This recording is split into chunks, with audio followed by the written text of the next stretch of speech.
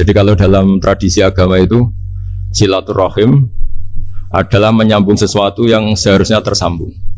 Agama yang masuk negara enggak konflik itu diantaranya paling spesial itu Indonesia. Karena para wali ini mendampingi kultur daerahnya, tapi tidak benturan. Misalnya kalau orang Jawa dulu pakai sesajen di sawah-sawah, katanya dimakan penunggunya. Ya penunggunya sawah itu kalau dulu ya pikirannya itu makhluk gaib. Di era modern ya penunggunya itu ya kambing, ayam itu. Jadi ya memang yang makan itu akhirnya. Tapi dulu itu aneh diistilahkan dimakan penunggunya. Kalimat penunggu itu apa ya gak jelas, apa dengan tanda petik apa penunggu betul gak jelas.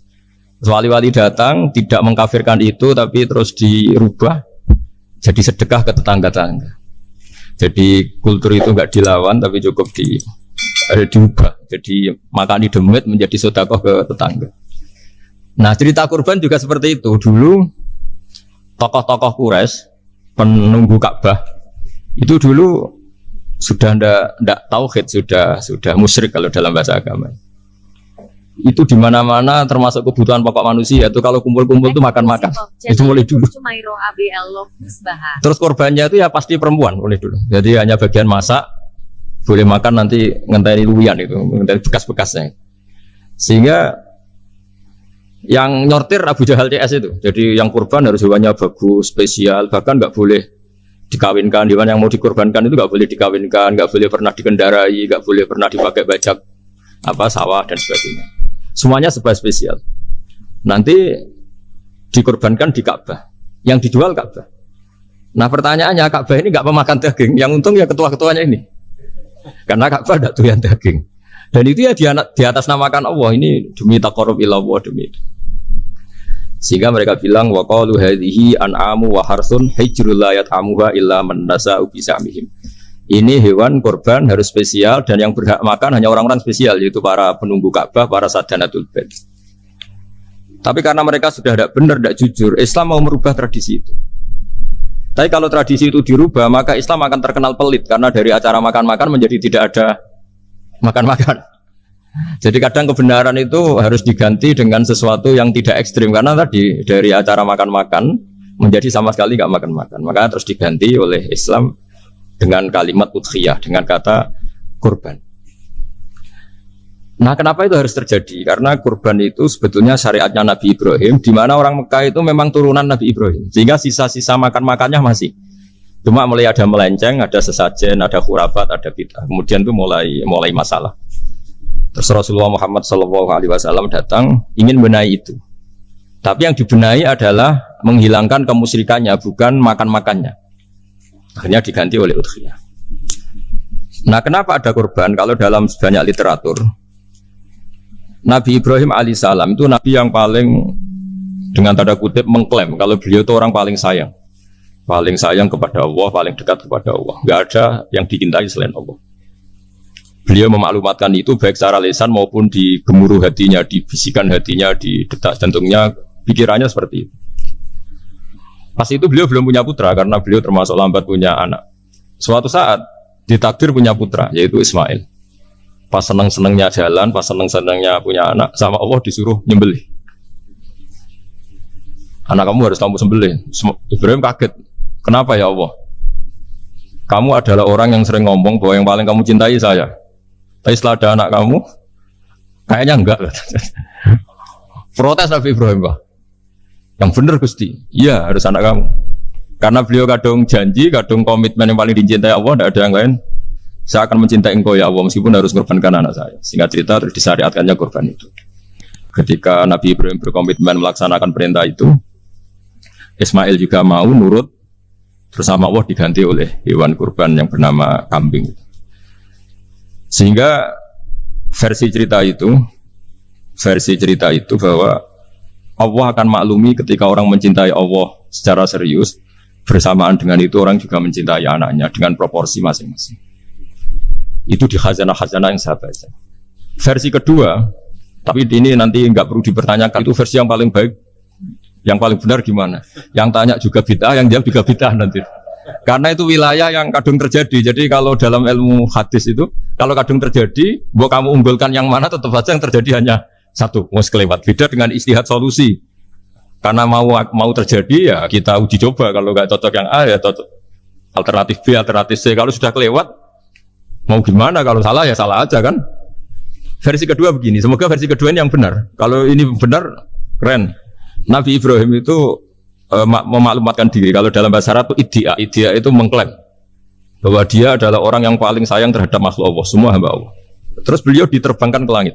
Diterbangkan ke langit ke alam malakut. Ya tidak usah ditanyakan tanya terbang gimana, nanti ribet nanti itu. Setelah diterbangkan di langit, wa kadzalika nuri Ibrahim malakutas samawati wal ardh, diperkenalkan alam langit, terus dipertontonkan. Itu ada sekian hamba Allah yang nyabu, yang ngefly, yang dugem, pokoknya yang maksiat-maksiat itu. Ibrahim ditanya sama Allah, gimana itu mereka menurut kamu? Damirhum, habisi saja Allah. Mereka makan rezekimu, hidup di bumimu, tapi mereka tidak mengindahkan engkau. Matikan saja. Sama Allah diturutin. Jalan-jalan lagi sampai 3 kali peristiwa tempat-tempat maksiat itu dihabisin sama Nabi Ibrahim. Beliau minta sama Allah supaya itu dihabisin. Singkat cerita, terus beliau diturunkan sama Allah.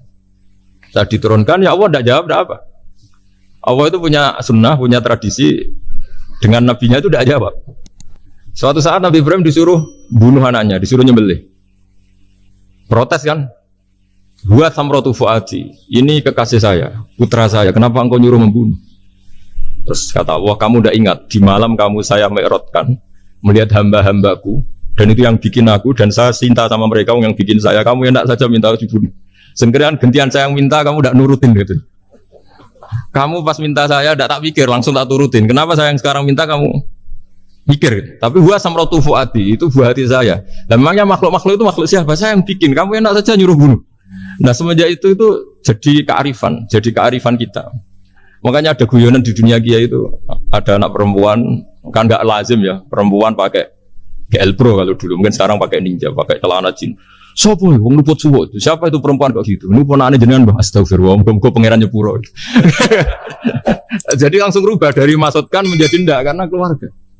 Nah jangan-jangan kebencian kita pada maksiat itu oke, kita wajib benci maksiat tapi tetap ada catatannya. Plus yang maksiat itu tidak orang yang terkait dengan kita. Coba kalau yang maksiat itu orang yang terkait dengan kita, itu anak kita, ponakan kita, mungkin istri kita, paling mintanya ya Allah ampuni. Sama-sama maksiat, yang satu minta dihabisin, yang satu kita minta diampuni. Fair gak kita sebagai manusia?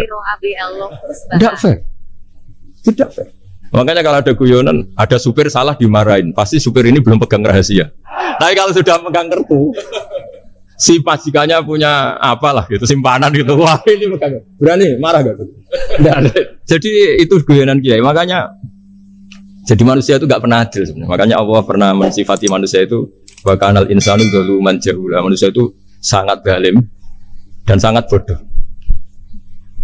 Kalau misalnya jenengan tanya, orang soleh pun itu gimana? Orang soleh asal manusia tidak nabi, itu ya mesti ada zalimnya.